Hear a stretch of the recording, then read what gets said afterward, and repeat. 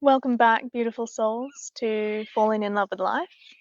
Here on this channel, I share my experiences with healing my anxiety and depression and the practices that I use that were helpful for me on that journey.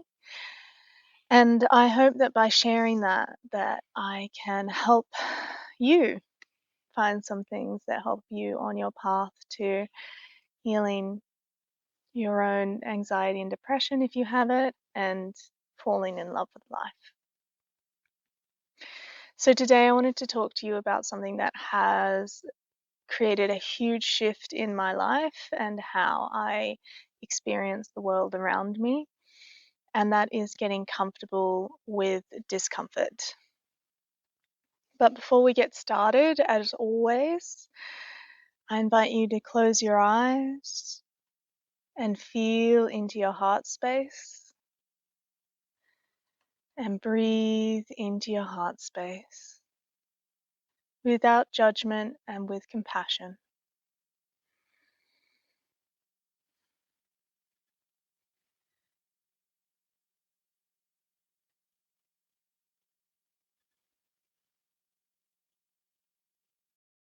So, in my personal experience, it used to be that when I would come up against something uncomfortable, that I would push it away or try and disconnect from it or shut down so that I didn't have to face that uncomfortable feeling. And this was very unhealthy because it meant that I ended up bottling up a lot of feelings, and it also kept me from experiencing a lot of life out of fear. I remember the one time that I really noticed this pattern and I actually consciously started to make a shift. So back in 2021, 2020 and onwards, I was listening to a lot of audiobooks, a lot of self-help content, a lot of podcasts. I was reading a lot of articles, and I was basically on this healing journey, this journey to heal my anxiety and depression, to step into my power, and to also become a more secure person within myself and with others. I was listening to this book and I cannot tell you what it was. I can't even tell you what was said, but I remember the moment because something came up, an idea was shared, and I immediately had this reaction where I tightened up and I felt that urge to just push it away and to dismiss whatever they were saying. And it was a very visceral reaction, it was a very strong reaction, and it was completely subconscious. But this time, I actually noticed it for the first time and I got curious about it. And that was to do with a lot of what I was consuming already, was a lot of that self-reflection.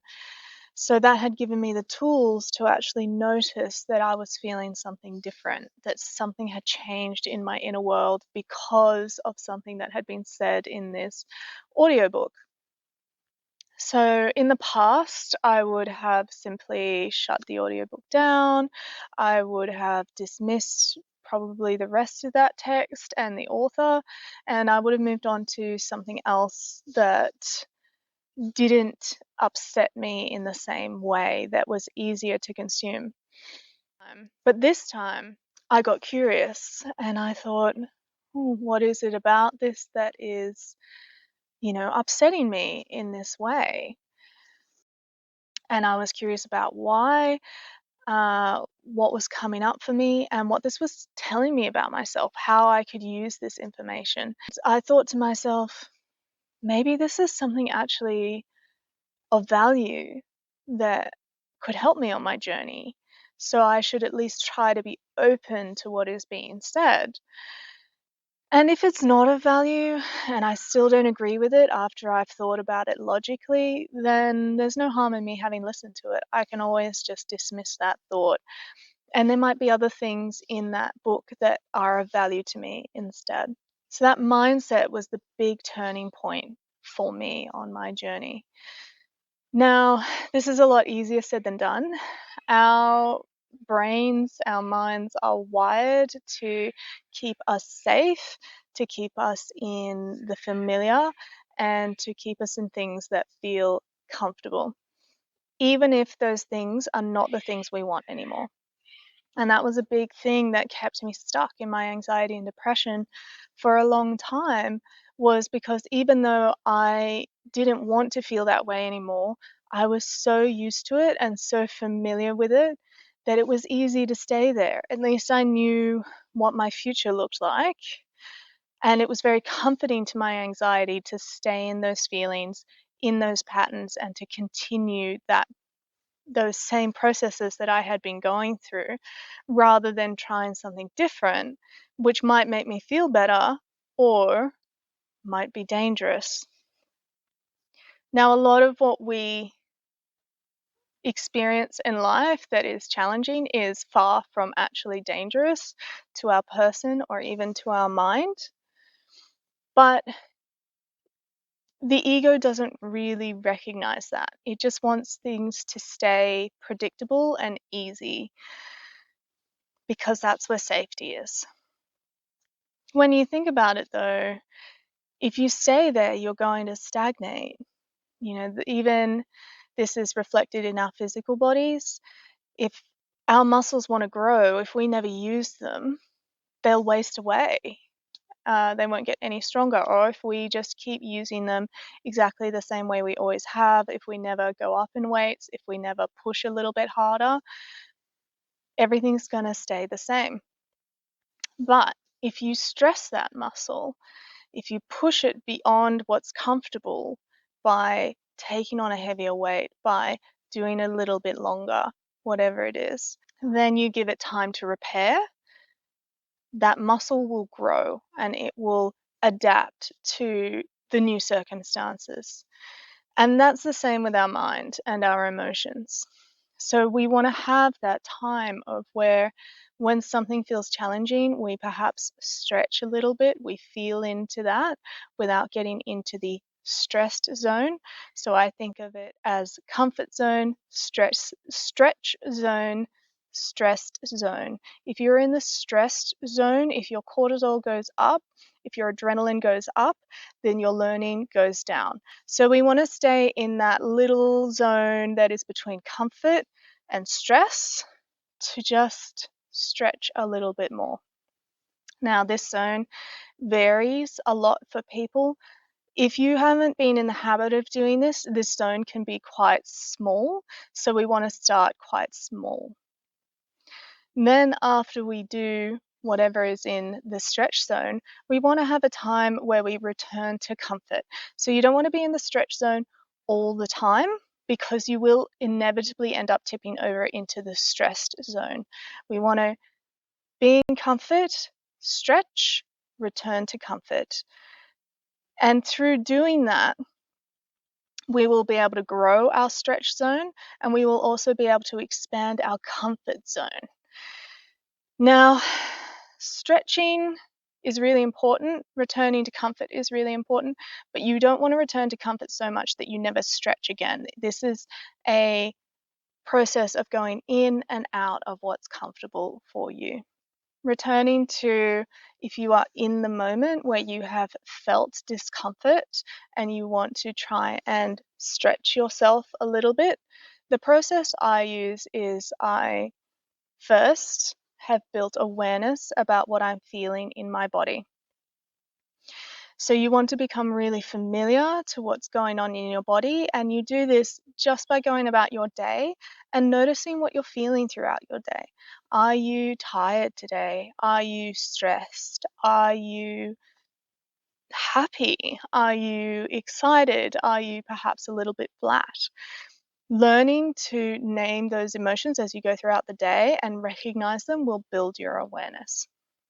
So when you notice you are getting into that emotional reactive zone, what we want to do is we want to take a moment, take a breath. which will create some space between you and whatever's going on. And then name whatever emotion is going on. I'm feeling anxious about this.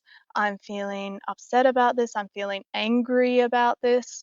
Anger is a very common defensive mechanism that the mind will use to try and keep you in the safe and predictable zone.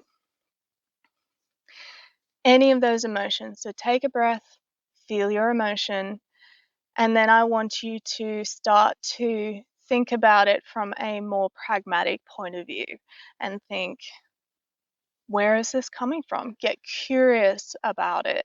Curiosity is really the key here. Is this because I'm still carrying a wound that I haven't dealt with? Is this because it sounds like that person I don't like? Is this because it's a part of my shadow which I am not ready to confront? And if you don't know what the shadow is, I do think I will do a video about that in the future, but that would take up the whole film basically. But we want to understand why we are feeling that way. And when you create that curiosity about it, you create distance from it. It stops becoming about, I'm having this emotion, and it's more, this emotion is coming up because. And that will soften it for you. And that'll actually lessen the discomfort just by doing that. If you can't figure out why, it's not a big deal. That's fine. But that curiosity will actually make things more comfortable for you. Lastly, what I want you to do is to feel compassion for yourself. So I don't want you to be judging yourself, because that is going to be creating its own discomfort, and it's likely to push you into the stress zone. Remember, we want to stay in the stretch zone. Now, you can practice doing this by doing it on purpose. So this might be going to an event that you normally wouldn't go to, meeting up with a friend in a situation that maybe you normally wouldn't do, that would make you feel a little bit uncomfortable, and getting really comfortable in that sort of stretch zone without moving into stress zone. There's so many things that you can try, and it's really just a matter of seeing what works for you and then practicing them and getting really good at getting familiar with yourself and getting comfortable in that discomfort. When things get coming up mentally, getting curious instead of just shutting down or pushing away or getting aggressive about it. So the 4 steps are, again, when it comes up in your life, you want to take a breath, take a moment so you can recenter yourself. You want to name whatever emotion or emotions are coming up for you.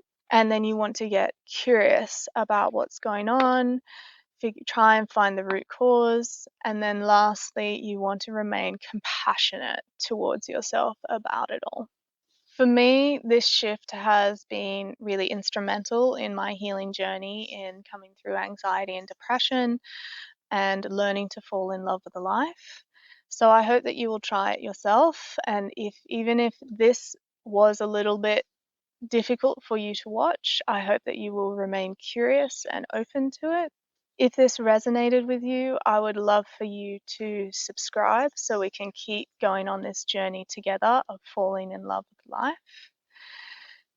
And lastly, feel free to share whatever experiences you have had. I love to read what other people have been going through and connecting with other people in that way. Thank you for being here with me today. It was such a pleasure. And I wish you all the best and all the love in falling in love with life.